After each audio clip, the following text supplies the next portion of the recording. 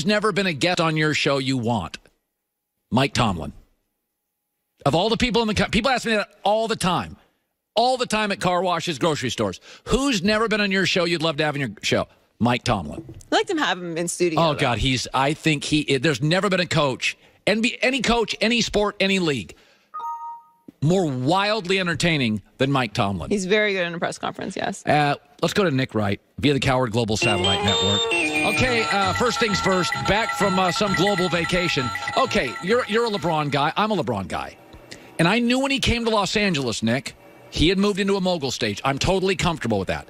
But life is about a balance. You've got kids and a wife. At some time, she's like, hey, get off the phone, get off your sources, pay attention to me. That's what life's about. I do believe LeBron's mogul stage in L.A. feels a little out of whack. It feels unbalanced. I'm watching his body language. I'm watching his defense. He doesn't feel all into me, Nick. How's that land for you? You think that has to do with the off-the-court projects, with the movies, or him being involved in, what was it, the 2 Chainz song, or these other things, the shop? You think that if those things weren't going on, the Lakers would have a better record, he would be in better shape, he would be better defensively? Because I think none of that. What I think is LeBron James, one of the only athletes of all time who had never been injured, got injured because he had never been injured, did not have a plan, did not have a routine, did not know how to stay in shape during 6 weeks with a lower body injury. Colin, he's 280, 285 pounds. You can see it. He is not in shape. He does not have his stamina. This time last year, he was in the midst of game 63 of what would be 105 consecutive games played, and he got stronger as the year went on.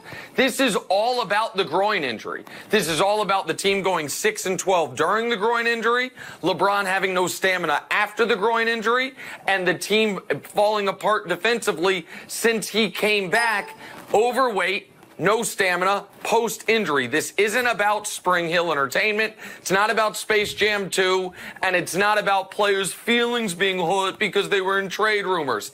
It's about the injury. To me, everything else is noise. If he does not make the playoffs and Kevin Durant wins Finals MVP again, although I do think Houston's a real challenge, I do now that the Manimal is there. Chris Paul is healthy. I do think Houston's a real challenge physically. PJ Tucker, all those guys. But if Durant wins again and LeBron doesn't miss the playoffs, first year in the West, you know, Nick, it's a third year in a row. There are going to be people that say that gap is closing fast.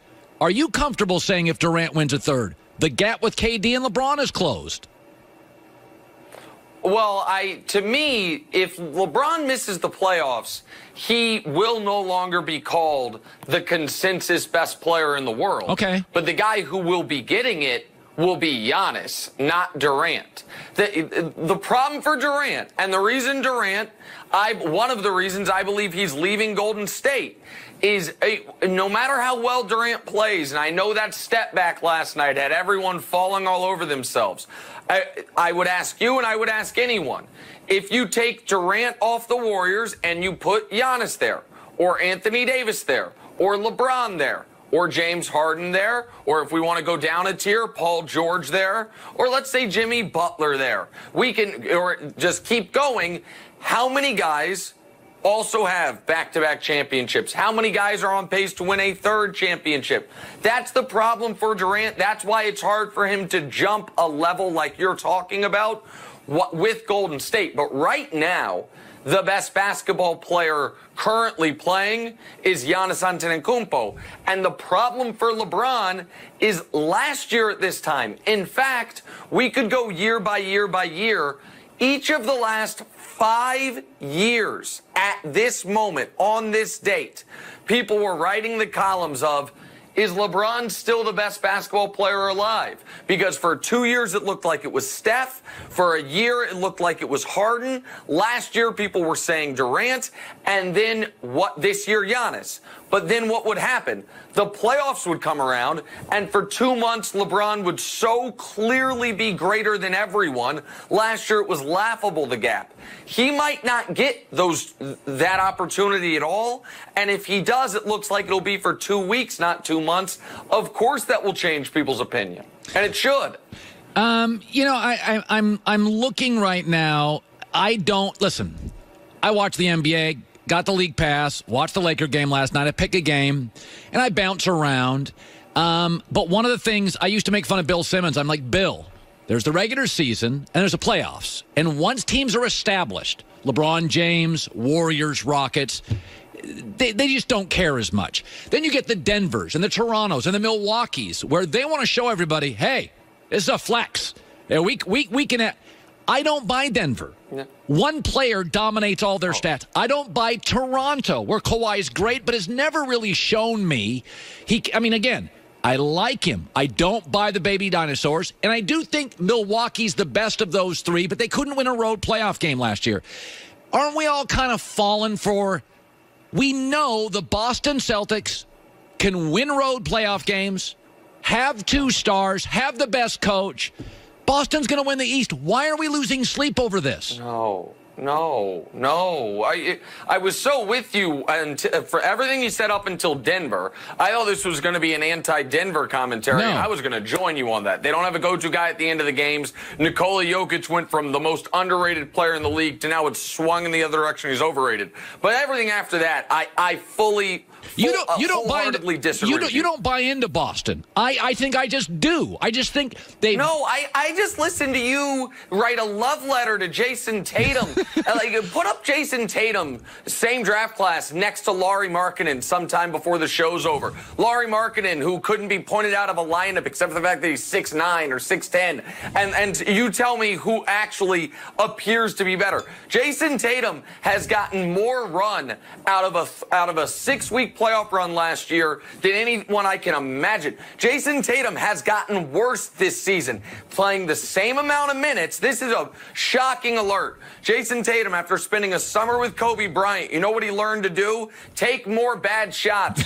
Exact same number of minutes as last year, 30% more field goal attempts, less efficient, worse from 3, all the numbers across the board down, still is not a playmaker. You said Boston can win road playoff games. Why? Because they won 1 last year in overtime in Philadelphia. Boston can't win road playoff games. They're going to be on the road the entirety of the playoffs. They've been the 5th seed all year. Maybe they creep to the 4 line. That's where it ends. You have to believe in Milwaukee. That last year their problem was they had a empty bag coaching them, and he got fired, and then they brought in his assistant empty bag coaching him. With respect to Jason Kidd and Joe Prunty, but that was about as disrespectful as I can be. Now they've got a real live NBA coach to go along with a player playing better than anyone else. Toronto's only problem for the last 4 years is they had to go through the greatest player of all time en route to the finals. That's now gone. No, you've got to take those 2 teams seriously. Philly right now has an injury problem and a depth problem. Boston has a we don't like each other problem, and they aren't that good. They didn't get 2 max players back. They got Kyrie back and Gordon Hayward, who's right now a negative. Jaylen Brown has gotten worse. Terry Rozier's mad at everyone. And Jason Tatum's a nice player. But let's stop with all this, oh my God, Jason Tatum's going to be on the under 25 list for the next 4.5 years. Yeah, because he's 4.5 years under 25, not because he's got some magical powers. Calm on the Tatum stuff, I beg of you. I don't know. I like him. By the way, you gave me this week, I got a text from you. And you said, Odell Beckham Jr. wants your number. And Odell Beckham and I talked for 25 minutes the other night. It was a wonderful conversation. It was private. Good. It was Good. Private. It was fascinating. It was great. And I learned a lot of stuff about him. And I think we really connected. And I loved it. And I thank you for that. Here's what's interesting. Antonio Brown's out there, and Odell Beckham's out there. And I said yesterday, Antonio Brown, I'm not interested. Okay, if you can't make it work in Pittsburgh as a wide receiver, I'm out. Odell Beckham is flourishing in an organization that has become the Cleveland Browns with more history. The Giants are a mess. Give me your prediction in the next year. Odell, who you know, and Antonio Brown, who you don't. Listen, full disclosure, not only do I know Odell, I would consider Odell a friend. I really like him as a person, so I'm a little biased here. But Odell is younger. Odell is more physically gifted. Yeah. Odell has thrived with far worse quarterback play. And Odell's biggest problem, aside from some maybe caring a little too much about what the media says about him, is he is so emotional when it comes to winning, he cannot always control himself. AB has a different set of issues. AB, set the blonde mustache Hulk Hogan style aside, he's got real issues. You can't quit on your football team. There's one. You cannot. How about off the field? The allegation that Antonio Brown threw furniture off a 15-story balcony and almost hit a small child. I say that this as a parent. That's horrifying. And it's for a 30-year-old man, it's wildly reckless behavior. And AB, as he has gotten older, has seemed to increase the volatility. Yes. Odell had one misstep in the last 12 months. That interview with Josina Anderson and a high out of his mind Lil Wayne, where Odell simply told the truth. So to me, it's a no question. No, I think Odell's stock will go up from here. I don't know that Antonio Brown's stock will ever get higher than it was maybe 8 months ago. I cannot wait for Jason Tatum to take Jonis to the hoop in the playoffs, and Nick Wright apologize. Oh, my God. Giannis, you say there's regular season teams, and I get all that. The Tatum stuff, I just want to see, do this real, before the show's over, have Goulet or Tui, and by the way, I left out Tui when I was shouting out people a few weeks ago, my apologies. Have somebody give you a full list of Jason Tatum 30-point games, because it'll be on one sheet of paper and it'll be one line long. Do that for me. All right. Well, I still like him. And by the way, I do think they've got a lot of moving parts. The Gordon Hayward, Jason Tatum, Kyrie Irving. There's a lot of rumors with Boston. I don't think chemistry's been great. I think that egos dissipate in the playoffs because stars realize games matter now. Let's get over our drama. First things first, Nick Wright, we got to run. Good seeing you, bud. See you, man. Good to talk to you. Coming up next, Kyler Murray, first quarterback, first player taken in the draft. That's what they're saying. I've got a thought on that next. Discover believes anniversary should be a time of celebration, not obligation. That's why they think annual fees are absurd. And now, just for giving them a try, Discover will give new card members a one-year anniversary gift they'll never forget. At the end of the first year, Discover will match all the cash back you've earned dollar for dollar. No caps, no catches. Try it and believe it. Discover.com/match. M-A-T-C-H, match. Discover.com/match. Only for new card members. Limitations apply.